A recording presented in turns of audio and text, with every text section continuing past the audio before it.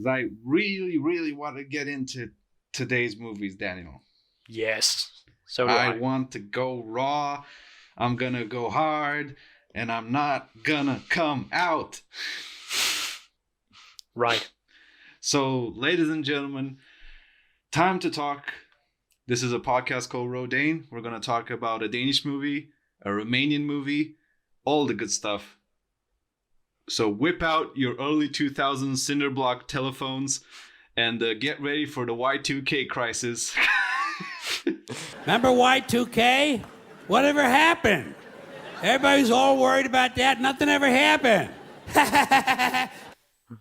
We're going to talk about two movies from the early 2000s, specifically Blinkende Lygter, or Flickering Lights, or Blinking Lights, or Blinking Lanterns. There's a bunch of ways you can translate this fucking movie, which came out in the year 2000. And then later on, we're going to talk about Filantropica, which came out in 2002. But first, Flickering Lights.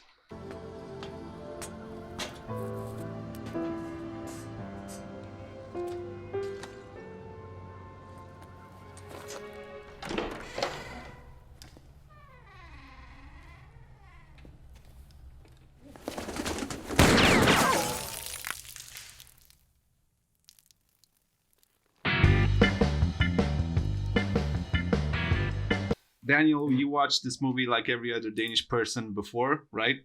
Yes. It's mandatory viewing probably in Denmark. It's one of those movies that you just experience. Yeah. Directed by Anders Thomas Jensen, director of photography Henrik Kress, Kress. Am I pronouncing that correctly?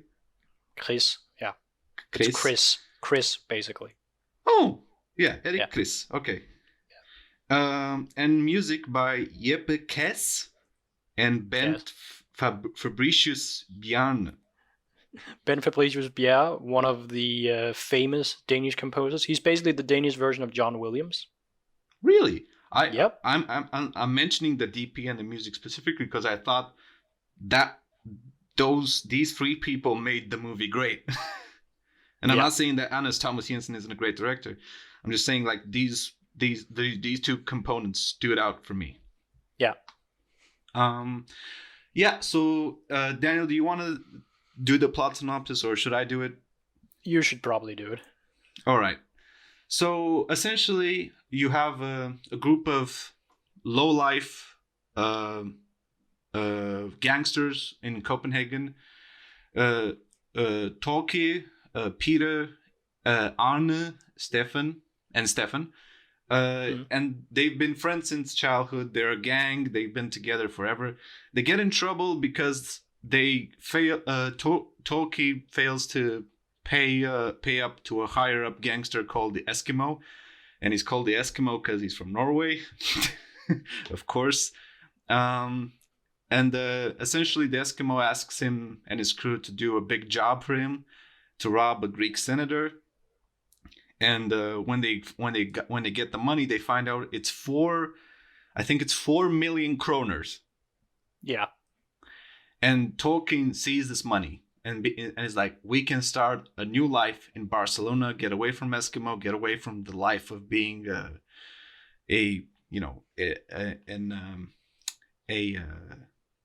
what word would you use, Daniel? A low-grade gangster. Just a low-grade gangster. Yeah. So they're on their way to Barcelona. Their getaway car breaks down somewhere near Fredericia, and they decide to hold up for the night. And also earlier in the movie, Peter gets shot, so Peter is injured. So they need to hold up for the night. They can't go any further. So they hold up in this abandoned shack in the middle of nowhere. They're not in Fredericia. They're somewhere at the outskirts in the woods. Yeah. They hold up there. Tolkien is going through essentially a midlife crisis. And he decides by himself, without consulting his other friends, to use the money, instead of leaving for Barcelona, to open up a restaurant in the middle of fucking nowhere in the woods. And the restaurant is called Blinkende Lygter, Flickering Lights. Mhm. Actually, the title of the restaurant comes from a poem that Stefan finds in a book written by, I think, Millie Dickinson? Emily Dickinson? Emily Dickinson? I'm I think gonna it would. find out in post. Yeah. Anyway. Oh, that's probably why they translated to Flickering Lights. Huh, makes sense. Or flickering lanterns, or anyway. But of course, their criminal past comes back to haunt them. Eskimo figures out where they are, comes back to kill them. Hijinks ensues. They befriend two people. You would think, they're near town. They would probably meet more than two people, but it's just these two people. It's a doctor with a very, very bad alcoholism problem, and a hunter who is not entirely there. Something is definitely wrong with this man, and he's also extremely racist. Yeah. And essentially, these two people save the gang from Eskimo and his goons by shooting them to death. Mm. Now Daniel, and Yes. of course they get away and they open up the restaurant. Huge success. Movie ends.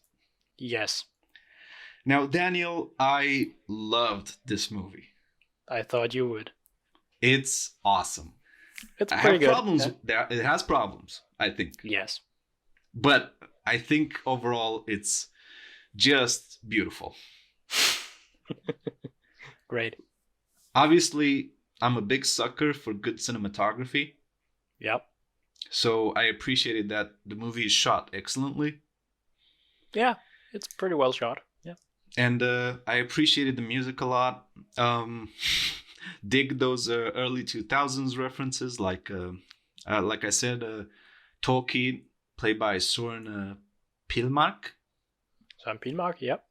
Yeah, uses a phone the size of a brick Yep. in the opening shot of the movie. Yep. Peter, played by Ulrik Thomsen, is a cocaine addict who deals with his addiction by switching to alcohol. Every shot he's in he has at least 5 bottles with him in a shot. In each shot he's in, it's beautiful.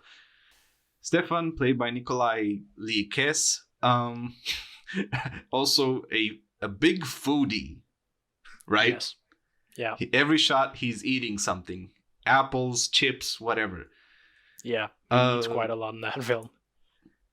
And Arne, played by Mads Mikkelsen, probably ended up being the biggest star of this movie. As in, not because of this movie, but retroactively speaking. Yeah, if you think internationally, yes. All of these guys are what I would consider pretty big stars in sort of the Danish film scene. All right. And Mads Mikkelsen, Arne, is always portrayed with guns in his hand or in his pockets, always around guns. But yeah, let me get to my notes right away. Sure. What did you think of this movie, Daniel, when it came out or when you saw it? Or Okay, this is one of those, like, how to put it? It's like a culture movie in a sense. Like, if you grew up in the early 2000s, you've seen this movie. Like, you have 100%. Either your parents sat down and watched it and you watched it with them, or you have yourself seen this movie. I think if you are, I don't know, if you were born in the early 2000s, you have not seen this movie. It's very much a product of its time. And yeah, it is, but it's still good. Yeah, like, it's still a great movie. I don't remember when I first watched it, but it was definitely like we caught it on TV, or I don't think we ever owned it, really. But it was one of those, like, it's one of those movies that just occasionally gets shown on TV. I imagine so. Yeah. Yeah, it's very, very easy to show on TV as well. The same director would go on to do, or did before. I don't know if this was before or after he did The Green Butchers, which we talked about last time. I believe it's after. Yeah, that's another one of those, basically. But all his movies, from what I could tell, I've seen Adam's Apple. Yeah. Apples, sorry. Adam's Apples. Has a similar tone to this, I would say. Yeah, all of his movies have this, like, I would say very dark comedy tone. It's almost surreal. Yeah. I would say. To an extent, yeah. And this is a thread that I think coincidentally appears in both the movies today, where you're not entirely sure at points how much of what you're seeing is real. Yeah. You know, we've actually been pretty good so far picking movies that have a bit common theme. It's kind of interesting. Yeah, we're very talented. That's not going to continue, folks. No. No. Let me go through some of my notes here. Love the commercial intro. So it opens with what is essentially the framing device of the movie, which I think having a great framing device is a tell of a good screenwriter, because essentially the whole movie is framed by a essentially what is a early 2000s Yelp review for the restaurant. It opens with this ethereal narration by a woman voice that you never see, describing this restaurant, and then the camera pans and it goes to a portrait of what are essentially the main characters. That's hanging on the wall in the restaurant, and then you essentially see the backstory of how this restaurant came to be. Yeah. Wrote here, kick off the movie with Danish people's favorite national pastime, watching Slavic people getting beat up. Yes. I couldn't tell what nationality he was. He just kind of said da over and over again, which can mean anything, really. Yeah. Like, to be fair, it's, yeah. I think he might have been Polish, but I'm not sure. I don't think it's ever portrayed what he is. Yeah. But, generic Slavic person getting really fucked up by Mads Mikkelsen, who headsbutt him and then jumps on him. Why? It's not as... Anyway. I don't know if it's his ex-wife or his ex-girlfriend, but Torkild's lady friend, they have a dinner scene and she hands him a book. Men are from women. Men are from Venus. Women are from Mars. I think it's the reverse, Stephen. Is it from? Oh shit! I think it's men are from Mars. Women are from Venus. Yeah, that's probably correct. That makes more sense. What do you think that means? Why that specific book? I don't know. I never read it. But maybe it's to show that he liked the relationship between the two characters. That they are, men are from Mars, women are from Venus. Again, I don't know what the book is about, but to be fair, neither does the main character, because when he gets the present, he's like, "I'm gonna read it." It's like, I gave you this present before, and you don't remember. Yeah, I think that's the commentary, that he is terrible in terms of the relationship. I wrote here, old school music stings. Music sounds like out of a Nancy Drew cartoon. Yes. A lot of piano and violin. Just love it. I could just listen to this soundtrack. It's very... You don't see this stuff anymore, do you? No. This type of very... I don't know, over-the-top orchestral. Like, he's in the beginning of the movie when he's walking to his apartment and then it's the surprise birthday party. Yeah.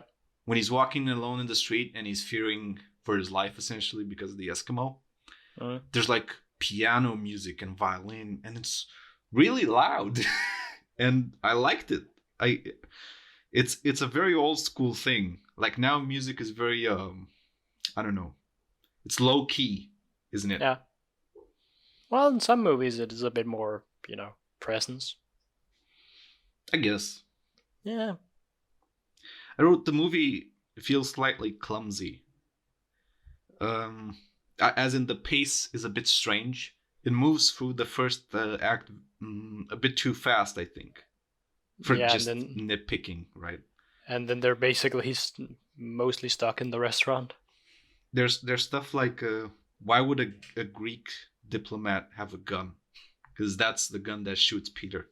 Mm. You know, I don't think a lot of diplomats have guns. I don't know. I'm not a diplomat, but yeah, I would assume not. I wrote the movie is about Tolkien finally maturing. Yeah. Bizarre sequence with apples. Selfishness? Question mark. So, you know, so every main character of the gang, Tolkien, Peter, Anne, Stefan, and that's it. Yeah, that's it. Each one of these main characters has a backstory, ethereal style, differently shot backstory sequence. Yes. Now, there are reoccurring themes in each sequence, but except for Tolkien. Tolkien's is slightly different. So his whole thing is that his parents had one apple tree in their, what I assume, a countryside poor people house. Because they only have one room in the whole house. It's a how do you explain it? It's an allegory, right? No, it's not... no. The house is what is known as a kolonihus. It's a colony house. It's basically, imagine if you're living in the city like Copenhagen and you have an apartment, but you really want a garden. Then you could buy a little piece of land that is basically a garden, and then the house that is there is not a house you're allowed to live in. Essentially a shed, right? Yeah. Yeah. Basically. Yeah. I've seen something like that in Berlin, where there's an entire section of the city where it's just apparently when you retire, you can get a space in this complex of gardens that is your little garden space, and it's exactly like that. Yeah. Okay, I understand. But yeah, what do you think of that sequence? His sequence with the apples? Because so his father is really obsessed with this fucking apple. Is finally gonna give him some apples. There's 3 apples, and the young Tolkien eats the first 2 and then paints the third one blue. I understand what the message is, but why does he paint the third one blue? I don't know. Understand. I don't know. Because obviously, like, the result of it is that his father hangs himself. Again, I'm not sure how much of this is real. Like, I think it's supposed to be sort of symbolism, but But you know what's curious, and I'm not sure. Maybe I should go back and rewatch that sequence. There's a reoccurring theme in their backstories, in the other characters' backstories, where the space that they're in, it's enclosed, and the only windows are tiny, round, circle windows. Yeah, like ship windows. Yes, exactly. But I have not seen any of those in Tolkien's backstory. He's outside most of the time. The other characters are always inside. In their backstory, I mean. Yeah. Which, to me, and I might be wrong, says that his character is different than the other ones. The other characters are very simple, neurotic characters. Like, for example, Peter they all grew up with abusive fathers. Peter's father locked him in a dresser when he found him smoking and told him to smoke all these cigarettes, and then he can come out of the dresser.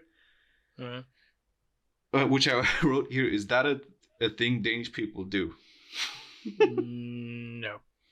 Doesn't feel like it. Okay. Then Arne was playing with an airsoft gun with his friends. One of them accidentally shoots the other one, thinks he killed him, and shoots himself.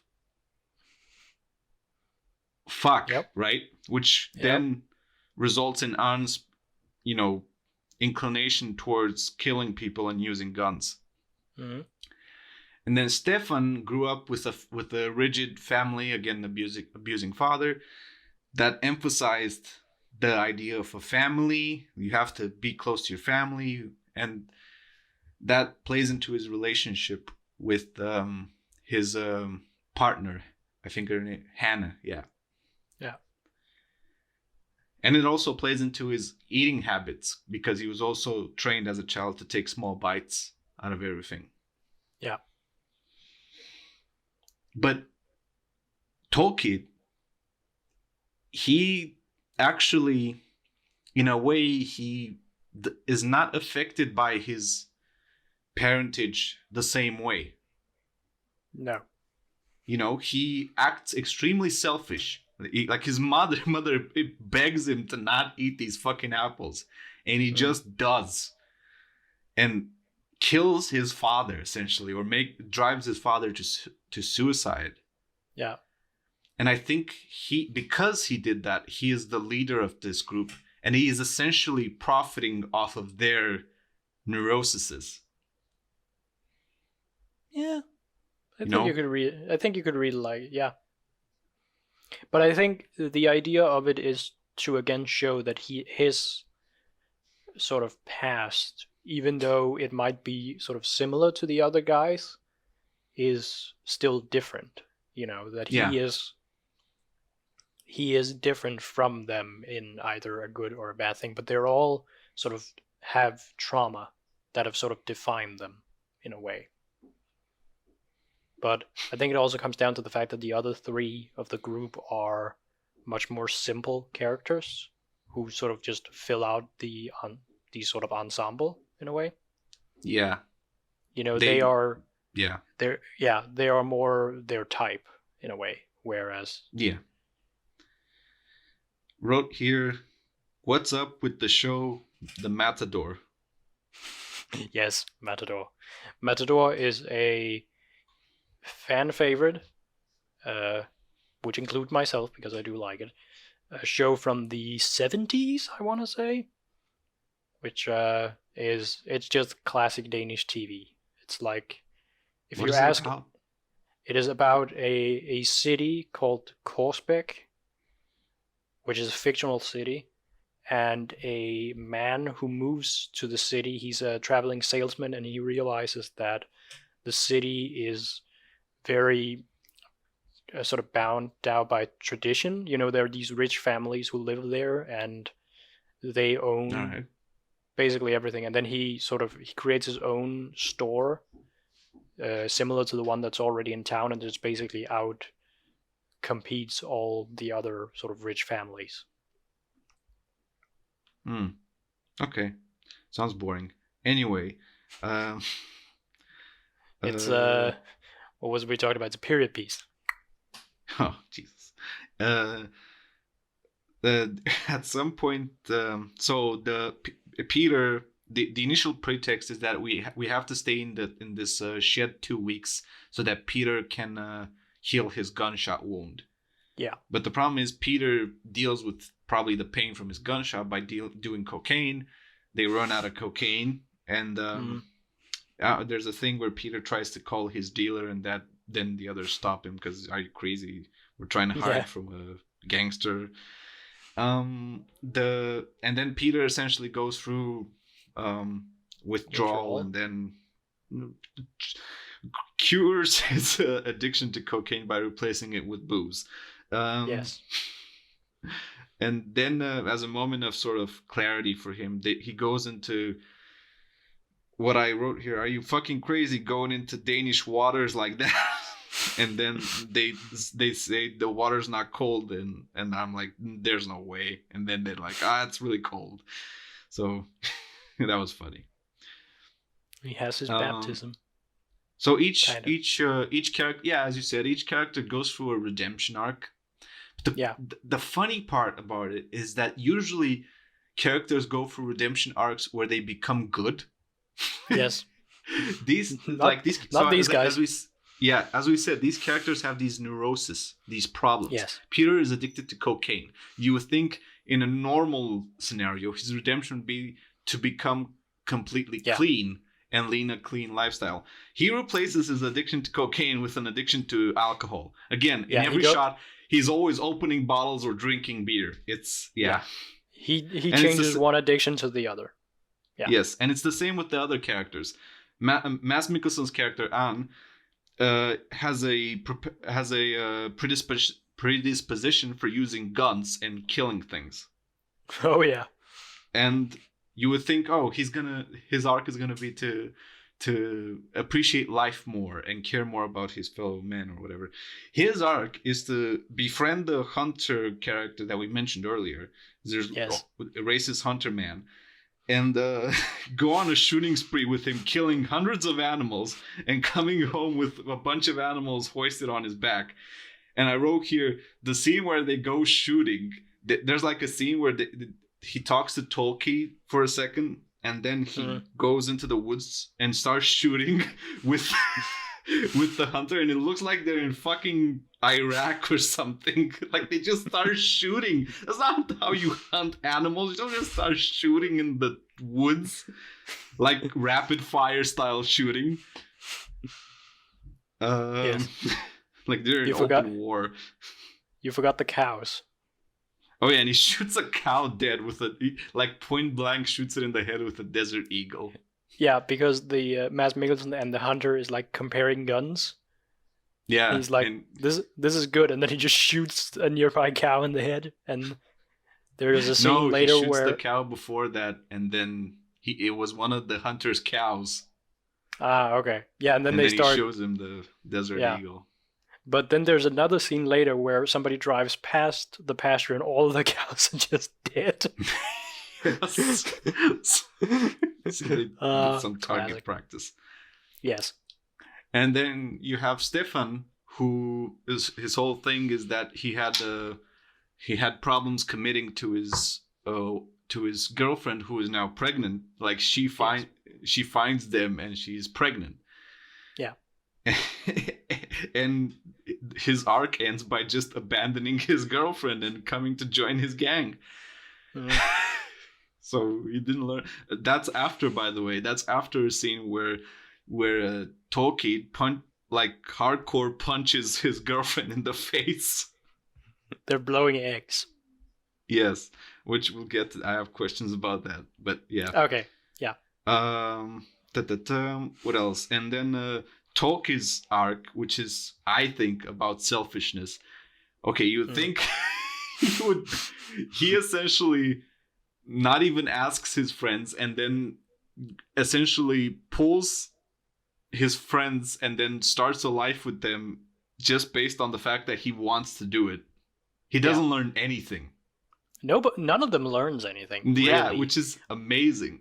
Other than to continue what they watch somehow. Yeah, it's kind of interesting that it's this like complete subversion of the main characters need to learn a lesson, and it's like the only lesson they learn is keep doing what you're doing, kind of. Yeah. So there's a scene later in the movie, you mentioned it, Daniel. The characters are blowing eggs. I wrote, what the fuck is this? You never blown eggs? Come on. No. Okay. So how do you even do this? Okay, in Denmark we have a tradition which has basically grown into Halloween in a sense. It's called fastelavn. Yeah, fastelavn. It's where you beat a cat in a barrel, right? Yeah, but there is no cat in the barrel. I know. I just want to clarify, we don't beat cats in barrels. And one of the things you do is you take an egg and you make a hole. Is this a boiled egg or a normal egg? A normal egg. And you prick a hole in each end, and then you blow out the inside of the egg. So you blow out the yolk and the core, whatever it's called. And then you paint it. And then through that hole you can make like a little string, and then you can hang that. It's basically like blowing eggs. I've never seen this in my life. It's not done that much anymore. Right. It sort of fell out of fashion in a way because things like salmonella became a thing. God damn it. And then, people stopped doing it, but yeah. No, it's for Easter. Sorry, it's not for Fastedown. It's for Easter. Yeah, I was thinking this feels like an Easter thing. Yeah, I don't know why I thought it was Fastedown. I must have mixed it up. But the idea is then you blow it and then you paint them afterwards, and then you use the eggs as like decorations. All right. But yeah, that scene where they blow eggs in Blinkende Lygter is classic. It's also, if you just Google, I've Googled it in Danish, and the first thing that comes up is literally like the scene from Blinkende Lygter. All right. Where they're sitting and blowing eggs. It's great. Iconic, right? Yeah. Okay. Other stuff that I wrote the characters are always framed very well. Each character has their motivation in the same shot with them at all times. Peter has his beers in the shot with him. Stefan is always eating food, and Anne is always with guns on him at all times. Beautiful stuff. I wrote, of course, Tolkien bursts out the message of the movie at the end. Just do your best. That's all that matters. When they finally open the restaurant and there's people everywhere somehow, even though it's a restaurant in the middle of the woods. But does this restaurant exist for real? I don't think so, no. Feels like it could. I mean, why not? If it's, I mean, I don't know. I'm just saying, it's a popular movie. Just fucking make it for real. Like they made the Bubba Shrimp thing from Forrest Gump. Oh yeah, they did. But they've also made like the entire town from Matador, essentially. Fuck's sake. All right. Oh, I've been there. I got a Matador hat. No, I didn't. I have a fridge magnet. But I won that, so. You're so proud of yourself. I am. Yeah. I'm named after one of the characters, literally. No, seriously, little side note. My parents are obsessed with that show to the point like they can name every line that comes up before it comes up. Jesus Christ. And my mom was adamant that I was going to be named after one of the characters from Matador. So she named me after one of the sort of, not really the main character, but one of the like iconic characters from the show, which is funny enough the character that turns out to be gay. Oh my god, that's beautiful. We should take. I never asked my mom whether she had that thought in mind, but okay, I should ask her. Probably not. Nah, probably not. It's not like people name their children after gay characters, hoping that they're gay. No, but I just want to ask whether or not she ever thought about that. That would be kind of funny. But Steven, I want to know, you like this movie? Of course. Yes. It's such a joy to watch. Just, Yeah. Again, my only problem is that it moves too fast through the first act. Yeah. I would have loved to see a bit more of, because Tolkien's whole arc is very underplayed to the point where you're kind of questioning what the fuck is his arc anyway. Yeah, to an extent. And then he has a birthday party, his scene with his girlfriend, then just everything just falls off the rails, and you almost forget about his motivation for half of the movie. Yeah. But the movie's still really good. I think it's held up also by the fact that it has a lot of good actors in it. Like the main cast, the gang, the four guys are really good. Oh, this was the director's first film. Is it? Anders Thomas Jensen first movie. Yeah, Anders Thomas Jensen. He did a swinging. Yeah, he did like 3 shorts before then, but this is his first full film. Congratulations! I'm sure he's waited all his life to hear praise from me. So. Yeah, and he's also coming out with a new movie this year. Yeah, what is it called? I remember. Riders of Justice, I would probably translate it into. A deployed military man has to go home to his teenage daughter, Mathilde. All right. Well, looking forward to it. He had a 10-year gap between Adam's Apple and Men and Chicken. Like 2005 to 2015. Shit. Yep. And I've seen Men and Chicken, and I still think it's really good. A lot of people come back to work with him, don't they? Like Mads Mikkelsen is in basically every movie. Yeah, one of the other actors, Ulrich Thomsen, I think, is in everything. Yeah, Ulrich Thomsen is in. I also think Søren Pilmark is in a lot of his movies. But yeah, like he's one of those, like he has a team of actors he works with, and then he works. Yeah, that makes sense.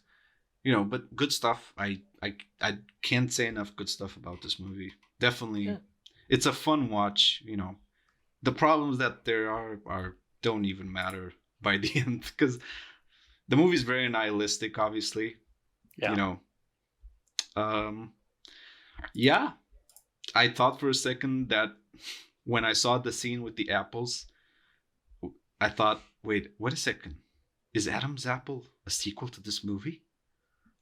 No. And then I realized it wasn't, but... Oh, he's been writing a lot of sort of TV shows and other movies whilst because I was thinking, what the Dark Tower? Yes, he did. Oh, which God. Is that's a stain on a resume if I ever seen one.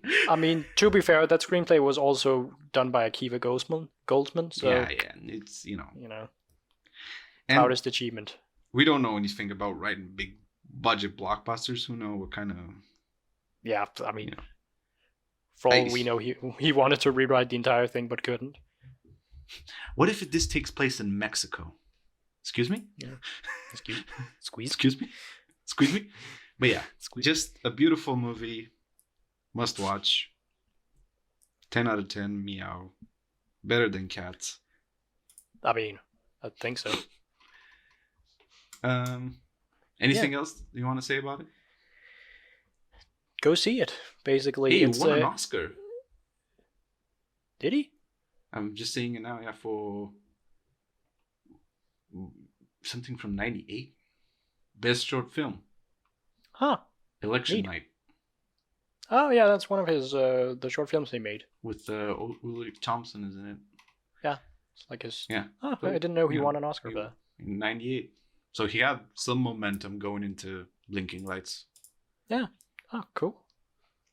But yeah, go see it. It's an easy to recommend Danish movie, to be fair. Yeah. Like, that's the thing with both the Danish movies we've been talking about. Both this and The Hunt are like pretty easy to recommend to people.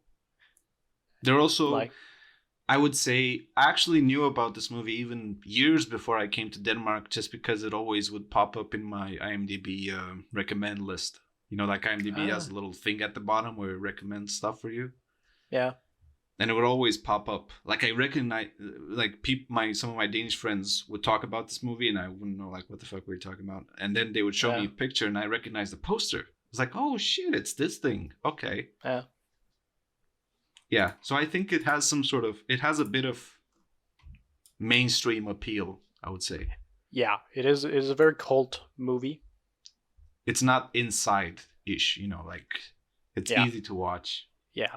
It's like the sort of like 90% of Danish people who grew up in this period, or were not children in this period, will know about this movie. Shall we move on?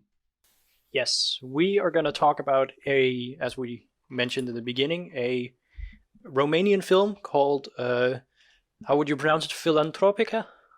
Filantropica, yes, but the English title is Philanthropy. Yeah. Există 3 meserii de bază pe lume: bogăția, sărăcia și sexul. Într-un București populat de câini vagabonzi, de mașini de lux, de pomanagii, de fete frumoase și de talk show-uri TV, un modest profesor de liceu trăiește o viață dublă, prinț și cerșetor, până unde poate merge cu minciuna, fără să se dea de gol. Măcar lasă-mă să te conduc cu mașina, te rog! Ești sigur că e a ta? Ce are de zis soția lui? De ce am de păsit? Atunci când ea însă își ascunde un secret. Păreți că habar n-ai ce e o femeie care știe meserie. Și cine mânuiește totul din umbră? It's from 2002. It was directed by how you pronounce it? Nae Karanfil? Nae Karanfil, yes. Yeah. Close. Director of it's about photography Vivi Dragan Vasile. and the main actor is Mircea Diacono. Mircea, yes. And as Steven did, I would like to highlight these people because they did a really good job in this movie. Like, the movie is really well directed, it looks great, and it's well acted. So it is about... In both, I just want to point out, in both the Philantropica and Blinking Lights cases, the movie is also written by the director, just to point out. Yeah, they're both written and directed by the same guy. Yeah. But yeah, Philanthropy... Yeah, you can call it that. Yeah, is about... How do you pronounce his name? Ovidio? Ovidio.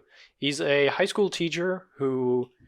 He's sort of down on his luck, has like no money kind of a thing. He's an oaf. Yeah, he still lives with his parents. He wants to be a writer, and he's published a collection of short stories called Nobody Dies for Free, which nobody's buying. Like it gets thrown out of bookstores because nobody's buying it. The horror of being a writer.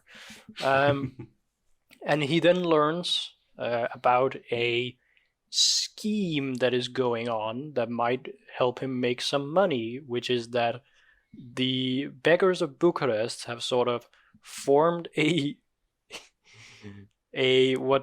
foundation, as it will, where they basically collect all of their money, and they earn a lot of money by being beggars. And they have this very charismatic leader who's like, there's a great scene where he's like sitting, and then there's this giant window above. He's like sitting in a basement, and there's this window out to the street.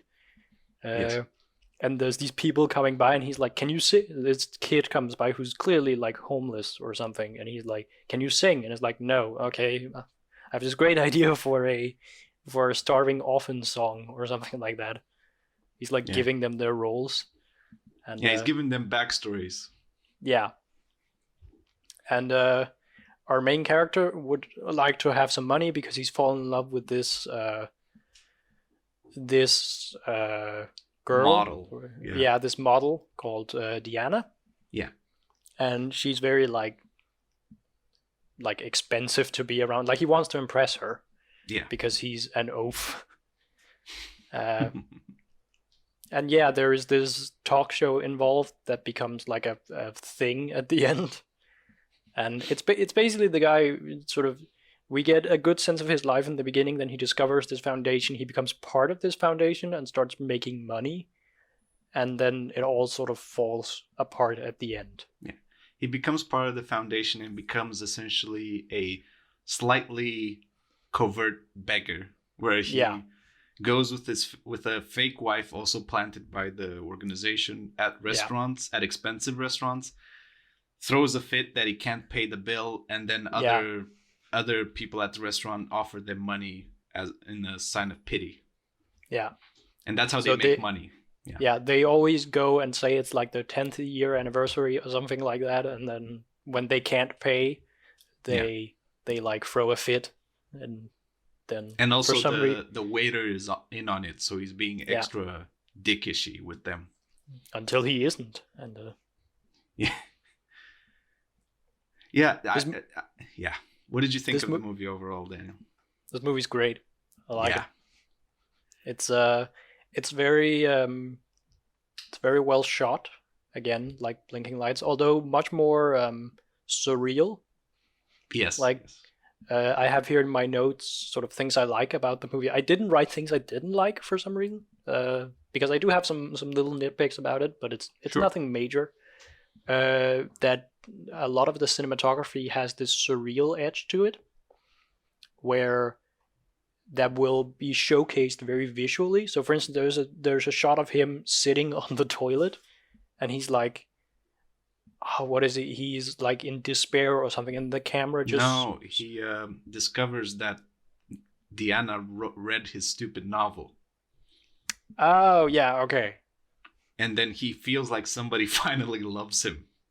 Yeah. And then the camera like pulls out, but the room is like endless. So it just keeps pulling up and pulling up and pulling up, and the walls just keep getting higher and higher. and Yeah. there's like stained glass windows and things Like like a that. church, yeah. Yeah, which reminded me a lot of Fear and Loathing in Las Vegas. Have you ever seen that movie? I can see that. The final shot of that movie, which is very Mhm. similar. And then when he starts talking to the homeless guys in the bar, The background there is dims. Yeah. yeah, there's a shot where everybody's sitting still, like it's like a freeze shot, but you can see like the smoke from their cigarettes is moving and things like that. Yeah, it's not an optical freeze. It's the characters are staring still. Yeah, but it looks great.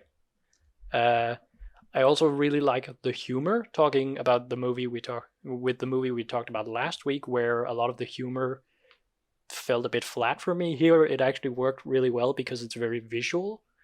Like one of my favorite little ones is so he falls really hard for this woman Diana, and sort of gets a note to her saying that he will wait at this restaurant and come join him, basically. And you see him waiting at the restaurant, drinks like his final cup of coffee, leaves, and then you see the waiter follow him outside as Diana is. It's one static shot, so you look through like the window of the cafe, and outside the window you can see him arguing with the waiter about he should pay his bill, as Diana is like walking into the cafe and sitting down next to the table, and he comes in again and is like, "Oh, I was busy or something," and then the waiter goes by and is like, "Next time pay your bill, for fuck's sake." This is just really great. It was just really like, it felt almost silent film comedy in a way. Slapstick, right? Yeah. And then a lot of it is just absurd. Like again, the scene with the sort of leader of the association, like the foundation, just giving people their roles as they walk by. It's like, "You're 7 months pregnant. You have a doll in a Carriage. in a carriage, and it needs to look like shit, that doll," and things like that. It's quite good. My favorite is the old man. Then they make up the backstory that he says give him a sign because he's missing a leg, I think. Yeah.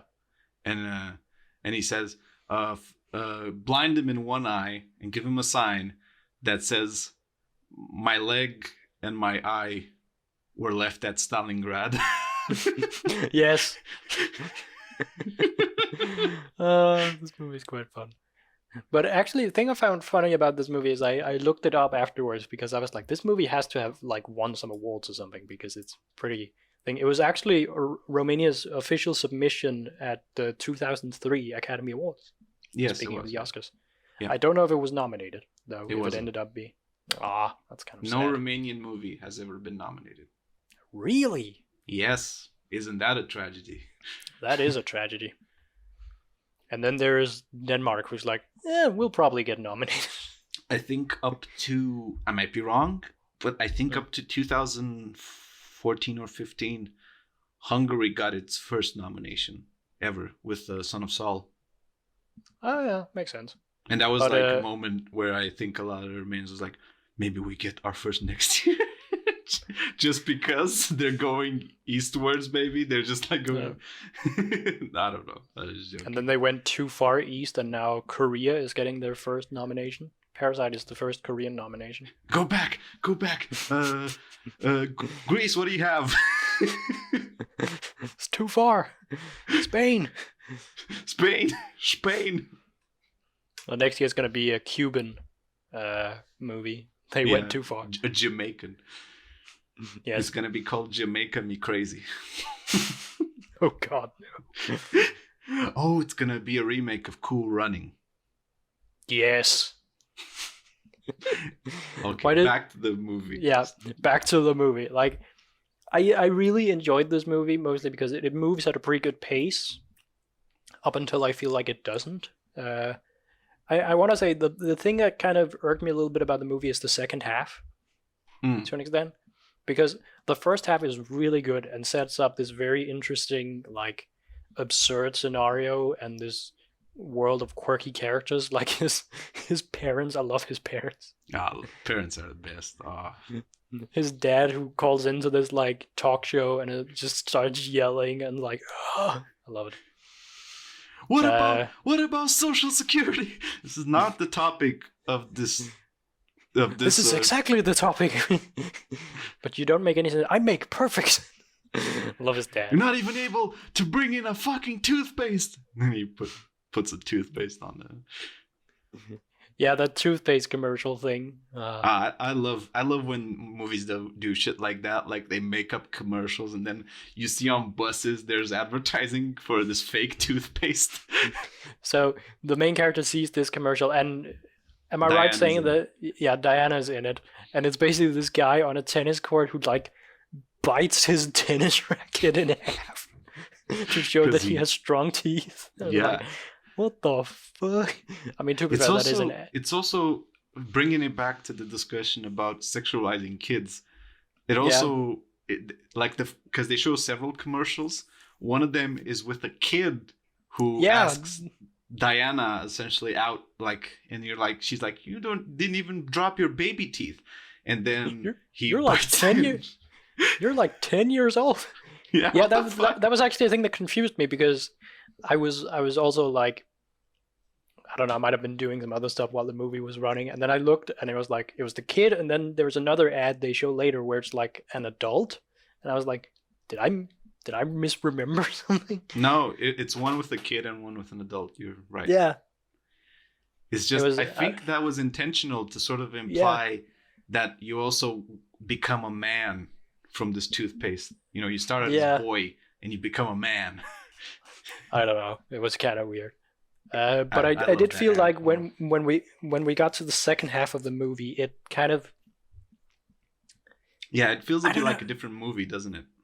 Yeah, like it felt a lot like now it's more of a traditional, okay, guy has this girlfriend who is very high maintenance, so he has to keep a lot of get a lot of money. He gets into trouble. He suddenly owes people money, and then it goes from there. I think the movie suffers a bit from the lack of the guy who runs the organization. His name is Pavel Puyuts, Pepe. Yeah, and he's the best character in the movie, right?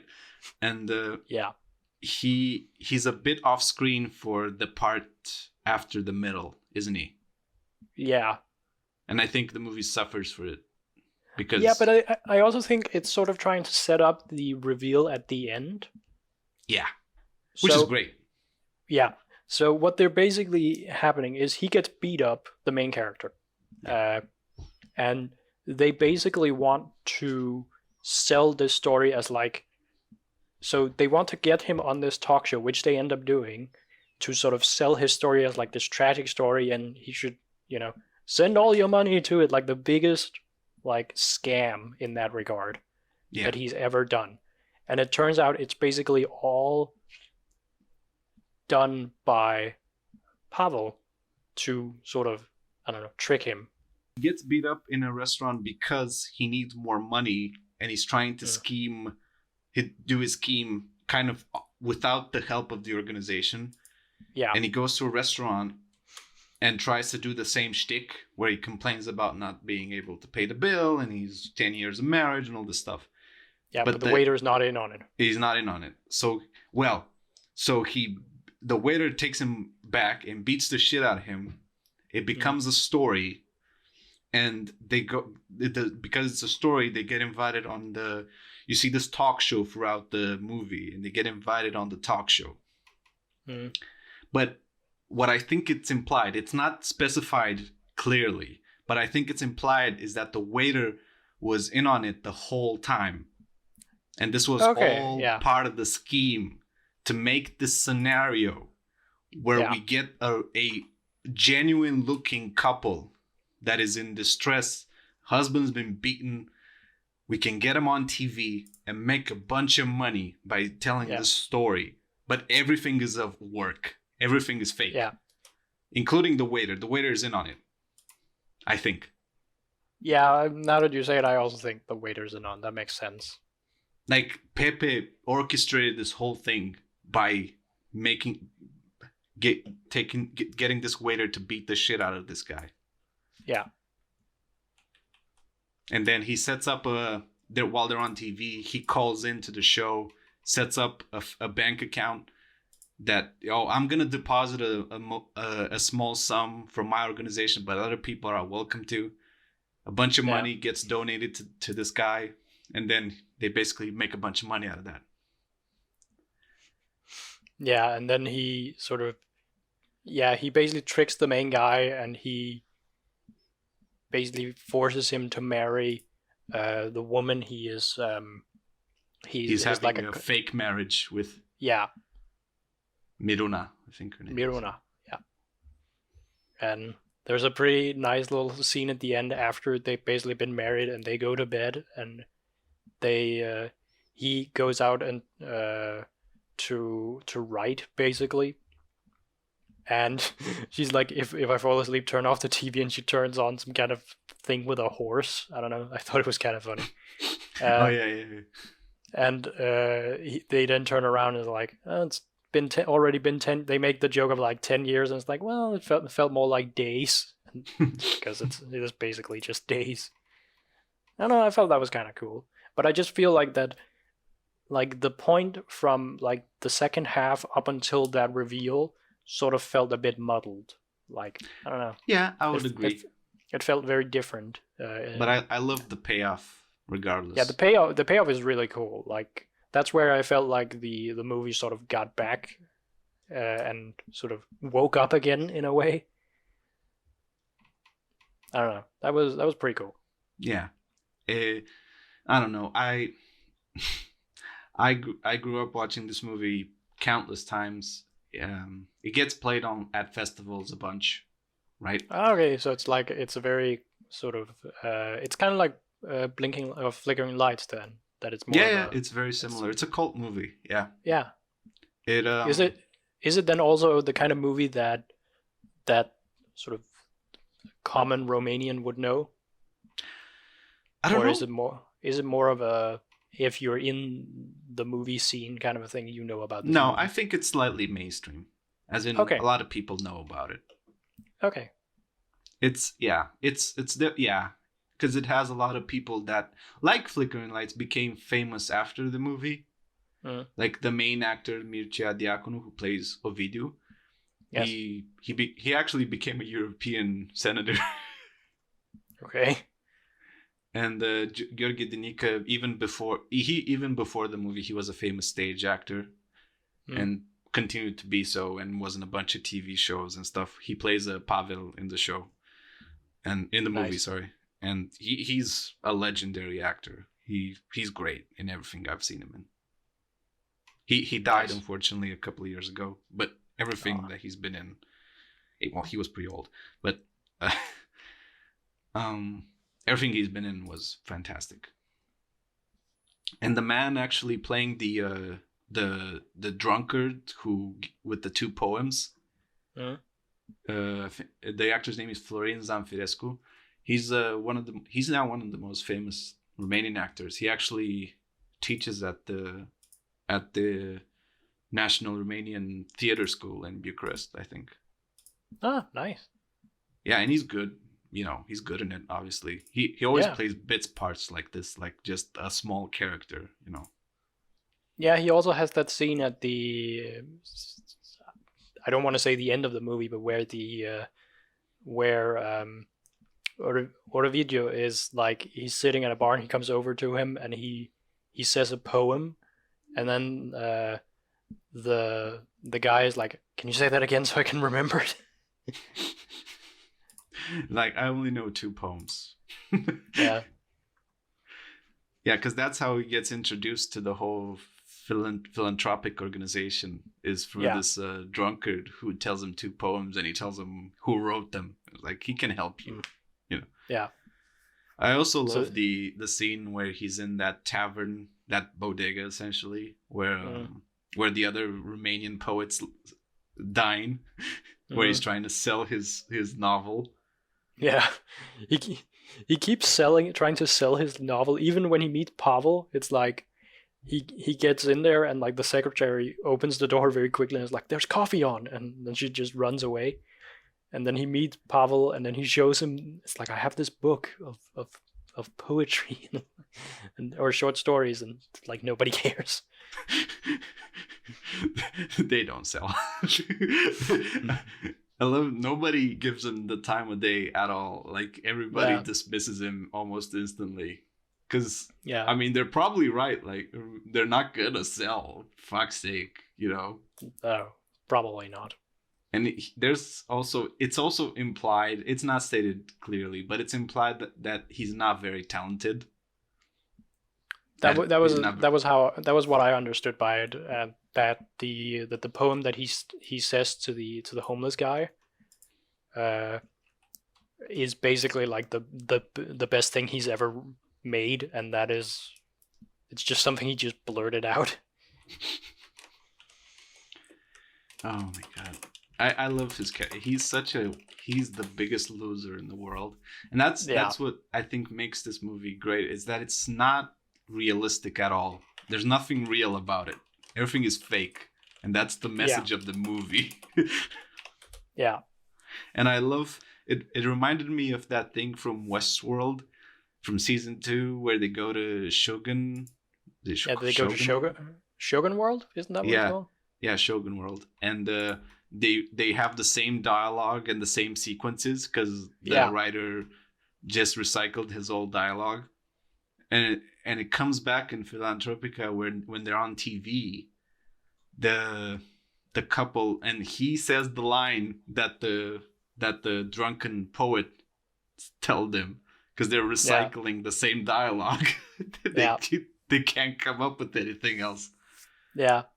I felt that was quite funny. Also, just the idea that the entire world around him is just sort of obscure and surreal, and he has now gotten a peek behind the curtain in a way.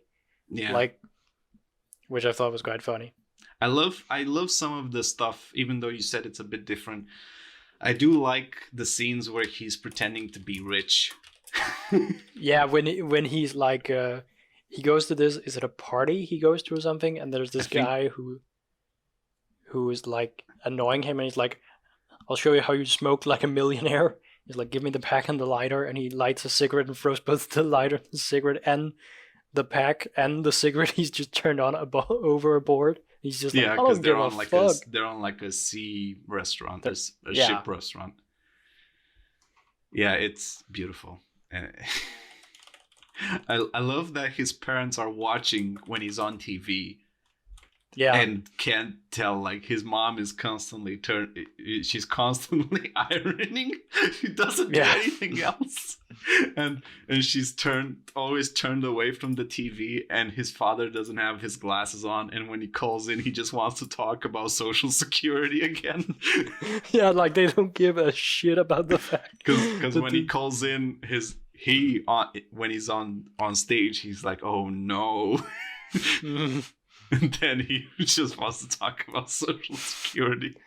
That was one of the biggest laugh I had at that point, because I for some reason thought that the dad was gonna blow the entire thing, and he just goes, fuck, and then he just starts rambling on about Social Security. I was like, but that's if you ever wanna like, if you're a stand-up comedian or something in Romania and you want to get a cheap laugh, you just make fun of old people caring about Social Security.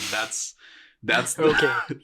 Because it's a thing, like, because of a lot of, obviously all the elders were workers during communism, and working conditions were harsher and so on, so they feel like they deserve more and more Social Security. It's like they're like, we're gonna bankrupt the country just to pay your fucking Social Security.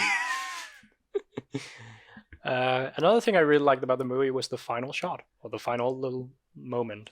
Oh, right. When dogs, LA dogs, Well, the final moment is Pavel finds one of the characters who's named Robert.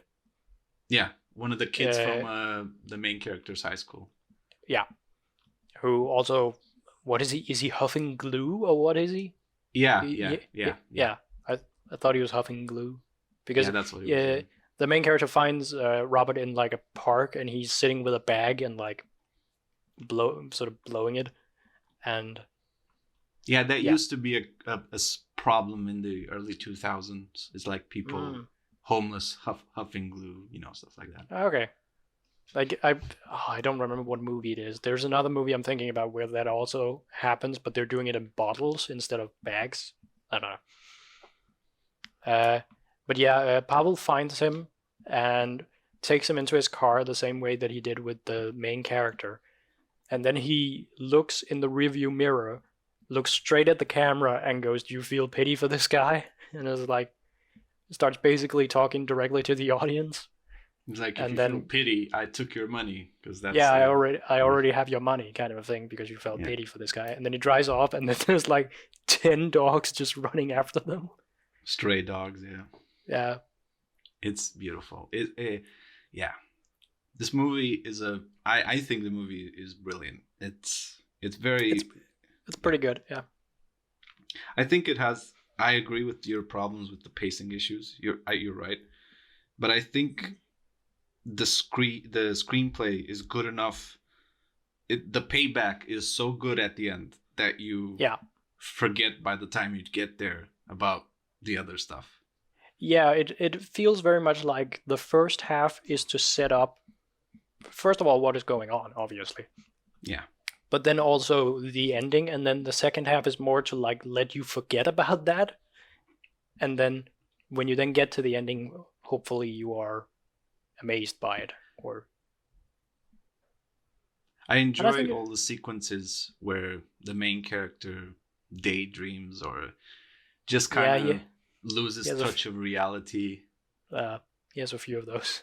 Where there's one where he first meets Diana, because she initially got paid by Robert.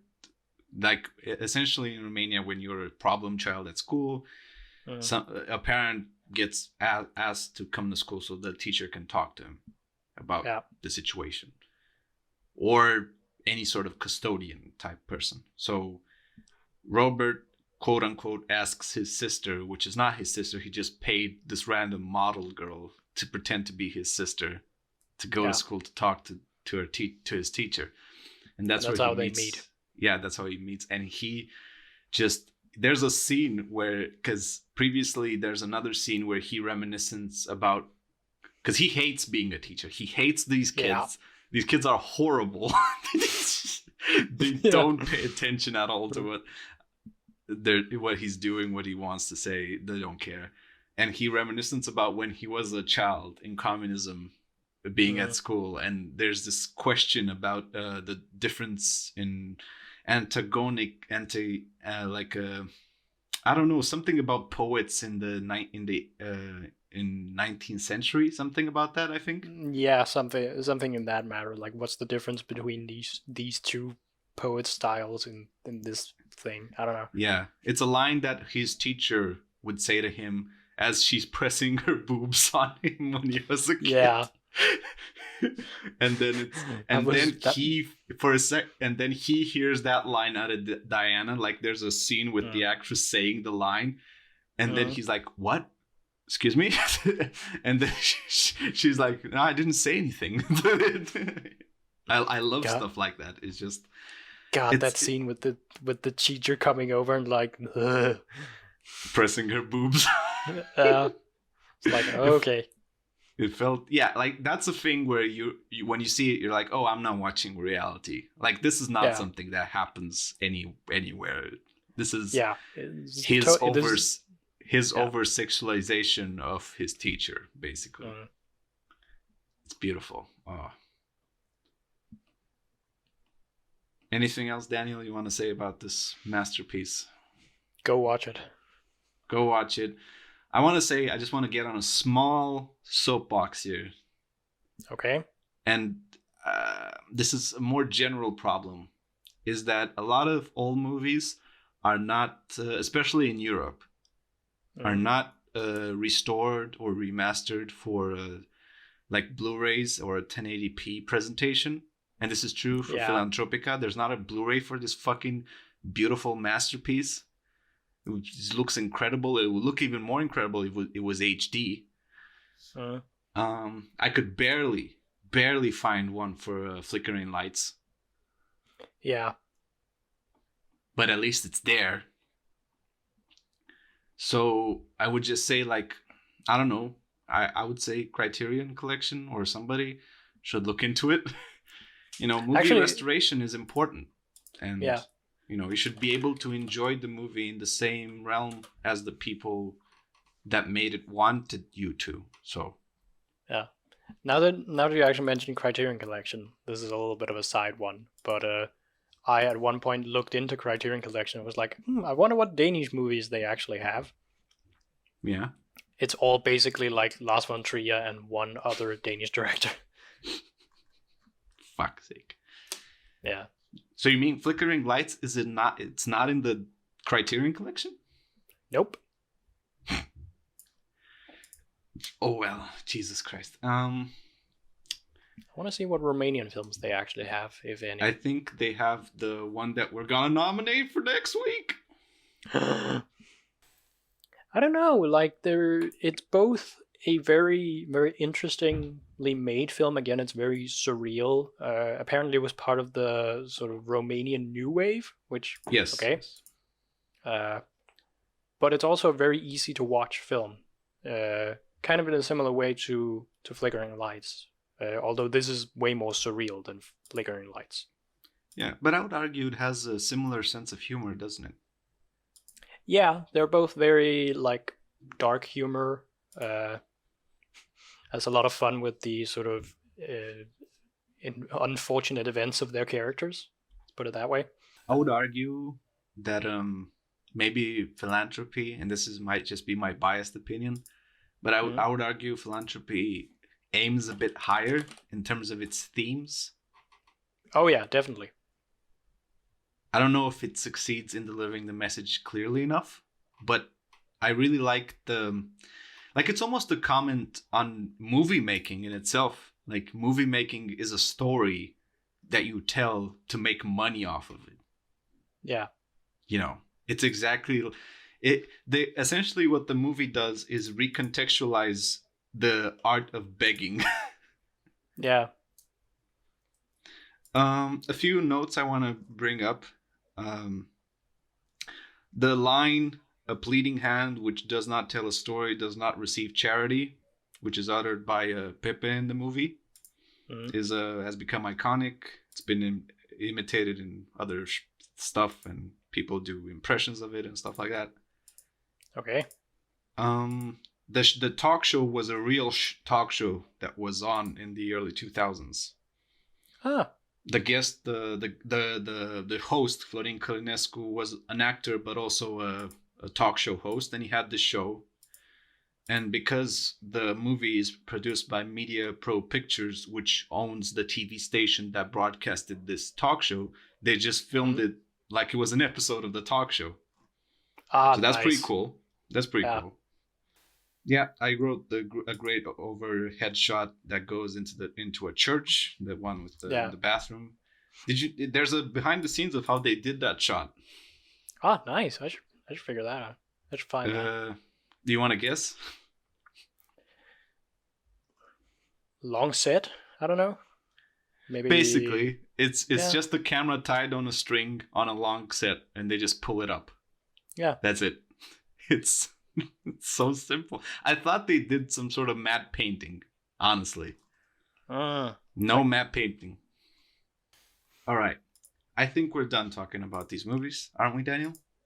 Yeah, I would say so. So, obviously, both movies great. Both movies should watch, right? Yes, definitely. Seek out, if you can, Blinkende Lygter from 2000, Flickering Lights, and Filantropica, Philanthropy from 2002. Masterpieces in their own right. Now for next week. Adam's Apple, it is. Bada bing, bada boom. So, in the Criterion Collection thing, they have 3 movies by the same director that are Romanian. All right. Well, I'm going to take a guess and say one of them is the movie we're going to do next week. It's the only Romanian movie in the AFI top 100 movies you should watch before you die. It is 4 months, 3 weeks, and 2 days. Yep, that is one of the movies that is in the Criterion Collection. released in 2007, directed by Cristian Mungiu. It is probably the most famous Romanian movie ever. I have never seen this movie, Daniel. So keep in mind, I am not recommending this based on previous what I've never seen. I'm gonna watch it for the same time with you. Ooh. So I don't know if it's good or not. I mean, everybody says it is, so it must be something. Yeah, it must be great, I guess. Yeah. So there you have it. Next week, Adam's Apple from 2005, directed by Anders Thomas Jensen, and 4 months, 3 weeks, and 2 days from 2007, directed by Cristian Mungiu. 2 movies, 2 years apart. Again, close. Yeah. You know, I like this trend, keeping it close. I don't think we're gonna find that many similarities between these 2 movies. Oh no! Hey, maybe. Everything I hear about the Romanian movies, misery and misery and misery. The Criterion cover doesn't say zany black comedy. I don't know. But it's nice to contrast it, right? Yeah. Previous week, it was Jagden and of Snails and Men, and those were pretty different. So be interesting to. Yeah, that is true. All right. Well, that wraps it up. Oh boy, I am sweating my ass off, ladies and gentlemen. Daniel, any final words for this week? I think we're just gonna end with you sweating your ass off. I think that's sweating my ass off, singing off.